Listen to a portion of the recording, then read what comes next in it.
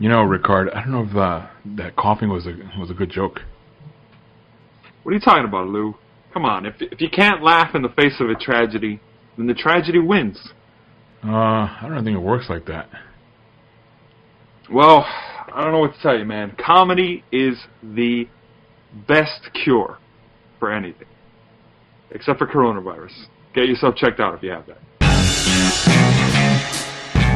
Ladies and gentlemen, welcome to TFS Pod, otherwise known as the Few Show Podcast. Here on 24/7 Miami and on the Few Show channel.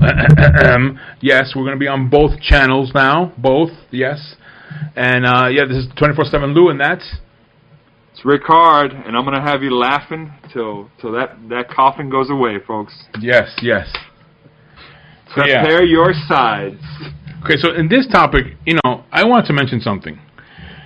This whole format of... Because the other day I was watching AEW, and I'm watching Jericho come out, and it had underneath his name, Jericho, and then it said it had his record, 11-3-1. I'm like, wow, yeah, I forgot. AEW does record stuff, and they put out a list of the top wrestlers and where they are, and they show their records.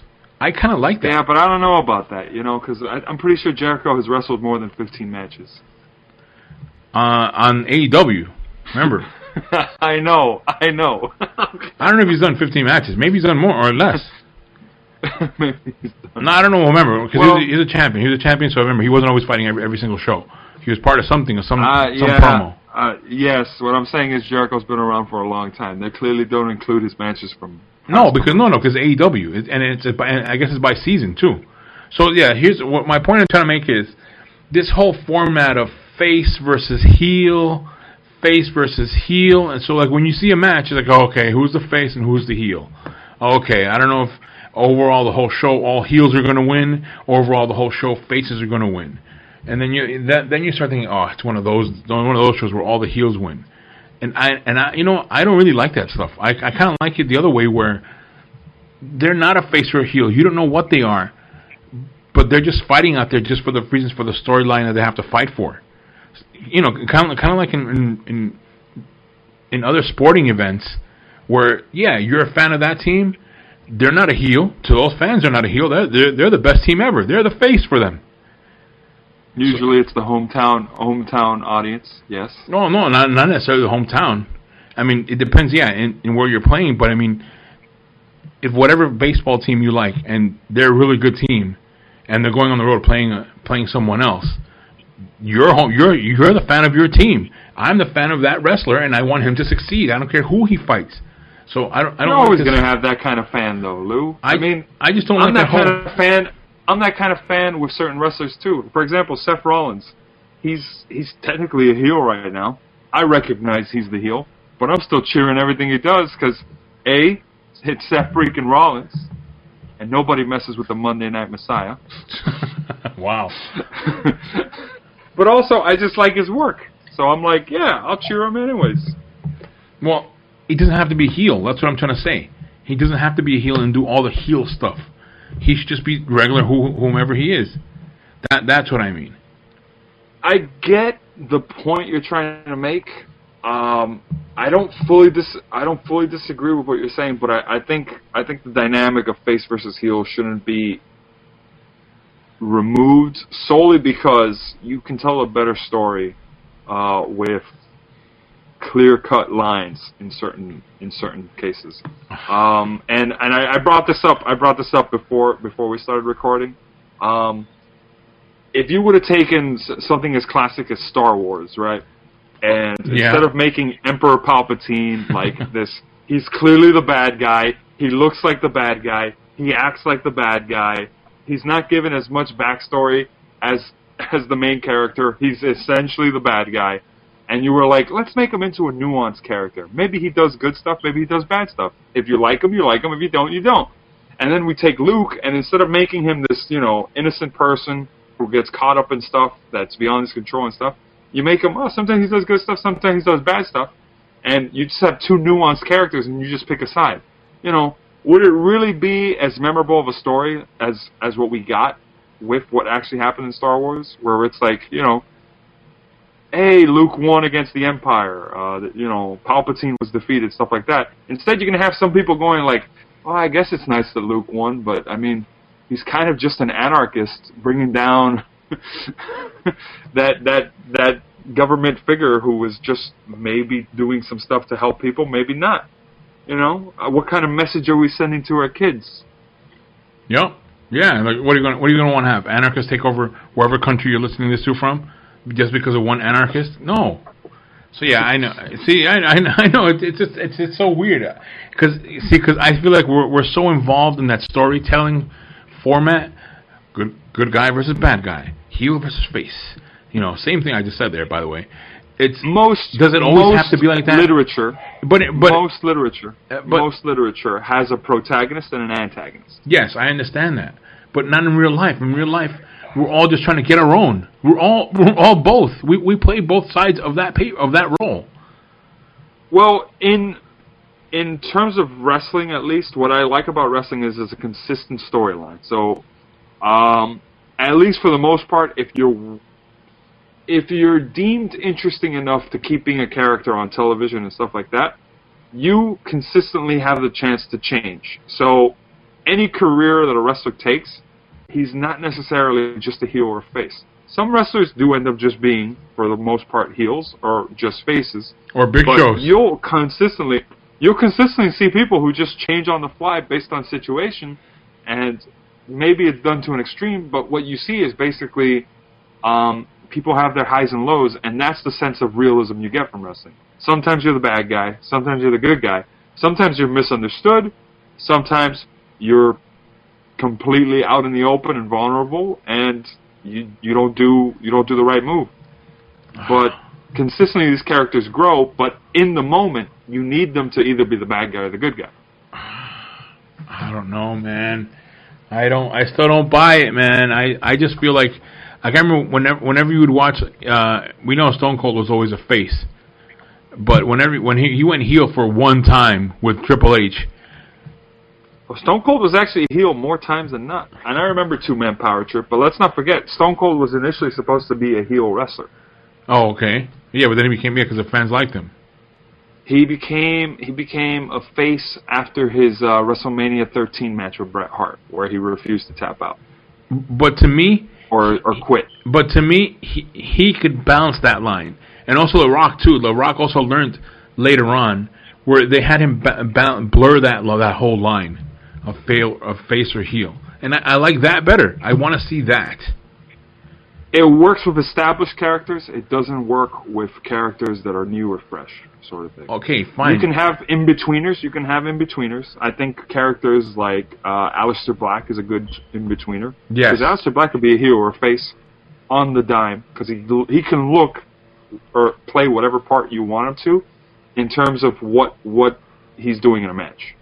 He can be the guy who's the loner and just out there picking on guys who are weaker wrestlers, or he could be the guy who is minding his own business and heels gang up and bully him. Now, earlier on you mentioned Seth Rollins. He could do the roles, just the fans didn't buy it. The fans with Seth Rollins, it's an interesting story. They didn't buy into it. So people bought into it. I don't agree with the fact that people didn't buy into it. People liked Seth Rollins' work rate, and when he won the Royal Rumble, people were behind it. People were interested in seeing it. I think what screwed Seth Rollins was his Twitter trash talking. He said a lot of stuff on Twitter that got people really pissed off, and they were like, "Okay, we don't like you anymore." And he's been doing damage control ever since. Because it was after Survivor Series, he became the heel. Yeah, it didn't help that Hell in a Cell match happened. In that famous speech, his speech with the crowd. No, we lost. I remember that after Survivor Series, and then that's when Kevin Owens. After Raw got beaten in the score. Yeah. Even though they actually did a pretty good showing in terms of quality.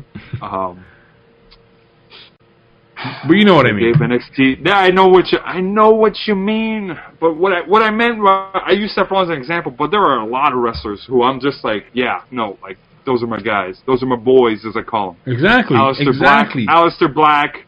For me, it's Aleister Black, The Miz, Heath Slater, that's my boy. Undertaker, I think I've named 4. Seth Rollins, there you go. And I think McIntyre also is in that crowd. Where they could be doing pretty much anything, and I'll be like, yeah, I'm digging this. I'm rooting for them every step of the way. It's when they fight each other that I'm like, darn it. Yeah, that's exactly what I mean, because it ruins that dynamic where you have two guys that, oh, they can't fight, they're two heels. Oh, no, whoa, you can't have that fight. There's two faces. You can't have that. No, it's interesting. And I don't like that. I like both these guys.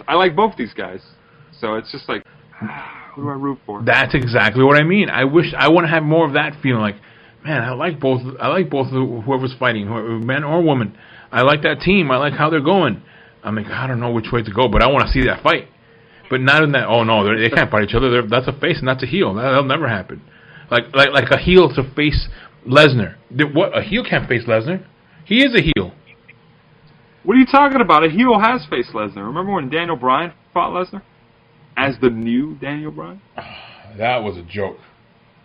That was not a joke, actually. That was a really good match, sir. Amazing match. How long was that one? That match was, I believe, 17 minutes. I might be off. No, I don't remember that. I don't remember that match. You don't remember that match? The Survivor Series champion versus champion match? I don't remember that match. Look it up. It was a great match. Great match. Really subverted your expectations. Alrighty.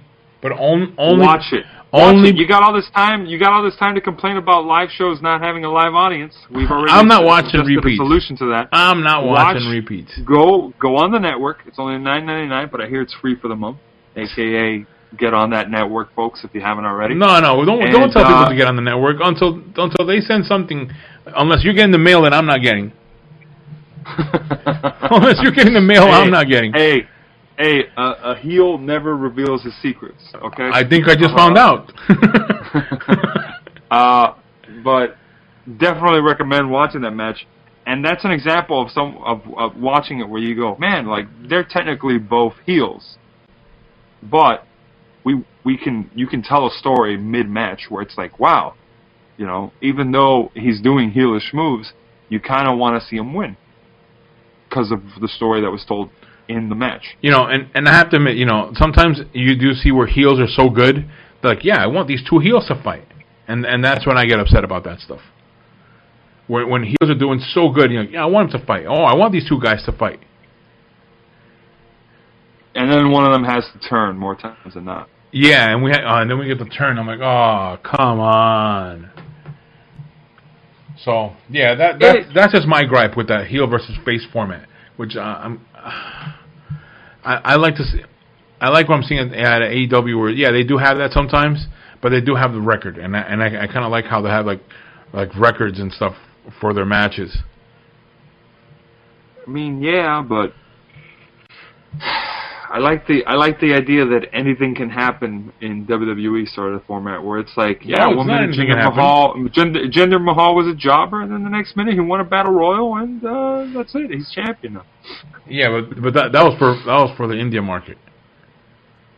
Whatever, man. It was one of those like, wow, anything can happen. Because look at this guy, just came out of nowhere. Even though that was horrible, don't do it. They shouldn't have done that. They should have done it differently. Definitely, but So, my one last question for you for this segment. Is you've been throwing curveballs this entire time since we got back. I'm not used to this anymore. Ready? What's going on, Lou? What's the question? So, if Heath Slater was to become a champion, would it be a face champion or a heel champion? And what's the story behind it? So basically, what you would do is you would have Santino Marella. What? Basically, Santino Marella's Royal Rumble 2011 moment. He was under the ring. The guy who's gonna win it is the last person in, and then he gets rolled back into the ring. It's like, oh no, the match isn't over. He was under the ring the whole time. And basically, the one-man band gets real close to eliminating him, and then he doesn't. And then, obviously, even though he was runner-up in the Rumble, you have him in the Elimination Chamber match for the number 1 contendership, for the other title that the Rumble challenger isn't going after, and then, boom, Heath Slater wins it. Maybe by chance, and you do some flukery and stuff like that. But, yeah, he's got kids. Invisible guitar to the head. He air guitars his way into Mania. Yes.